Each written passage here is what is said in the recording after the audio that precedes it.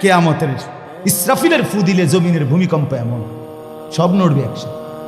অজুমি আশ-শামসু ওয়াল কামার ইয়াকুলুল ইনসানু ইয়াউমাইদিন আইনাল মাফার।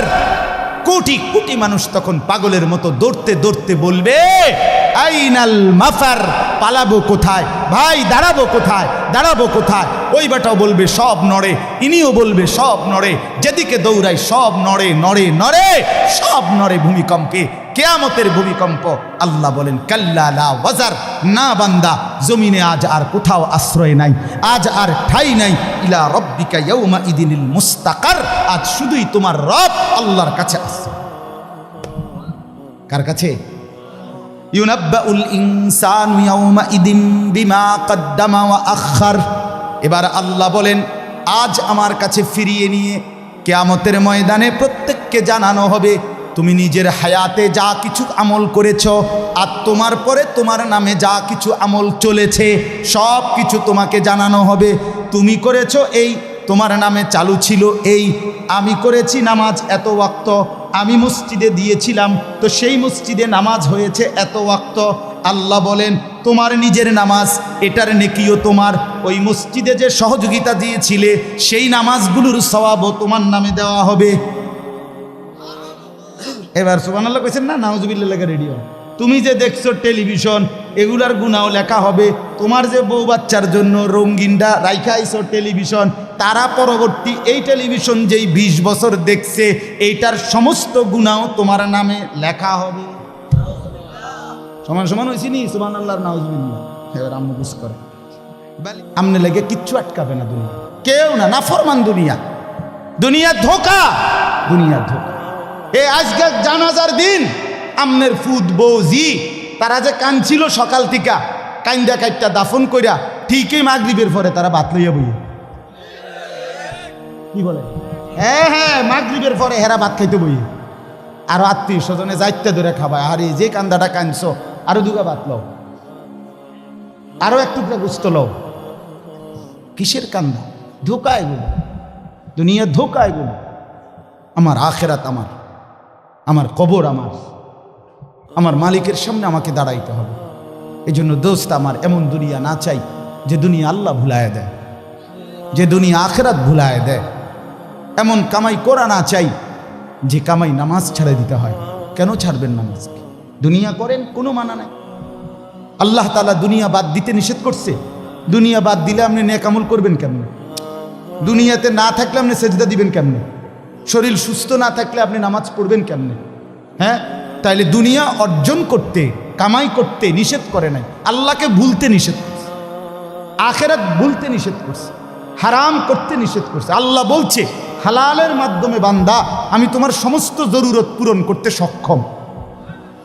সক্ষম কিনা বলেন না? সক্ষম। বছরের পর বছর অসংখ্য মানুষ হালালের মাধ্যমে দুনিয়ার জরুরত পূরণ করছে। আল্লাহ আমাদেরকে বুঝ দান করেন।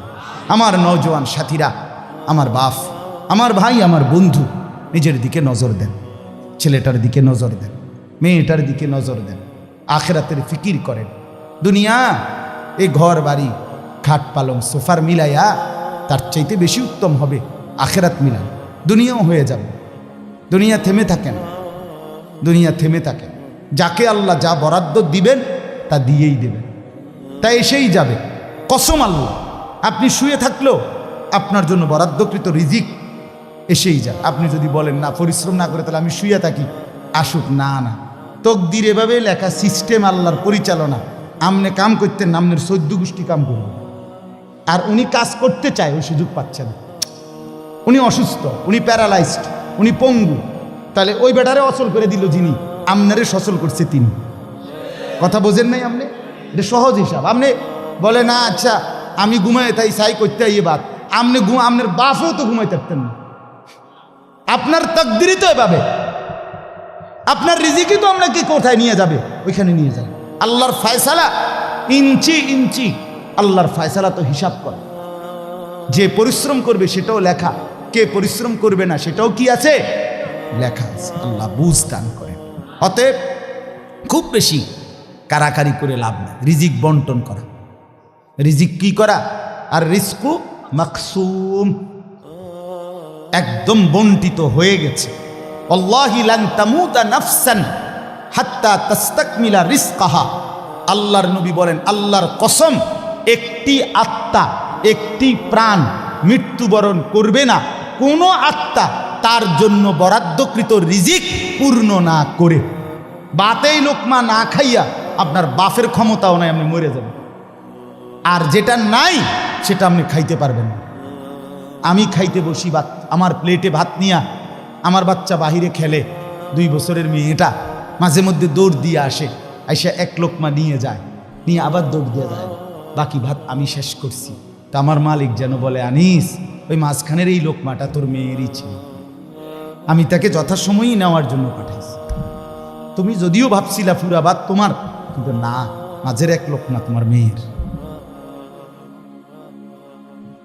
হ্যাঁ, রিজিক বন্টিত হয়ে আছে, রিজিক বন্টিত হয়ে আছে। ইন্না রাব্বি ইয়াবসুতুর রিজকা লিমান ইয়াশাউ ওয়া ইয়াকদির। আল্লাহ বলে, বান্দা, আমি যাকে ইচ্ছা রিজিক বেশি দেই, যাকে ইচ্ছা রিজিক কমিয়ে দেই, এটা আমার ইচ্ছা, আমার ইচ্ছা। বিশ্বাস, এক বিমানে বিদেশ গেছে, একই কোম্পানির চাকরি করে, এক রুমে থাকে 16 বছর। আইবার পরে আমার পরিচিত একজনে বাড়ি গাড়ি অনেক কিছু করছে, আরেকজনে 16 বছর পরে আইবার সময় আরেকজনের থেকে ফ্যান হাওলাত কইরা তুফিন যাইছে।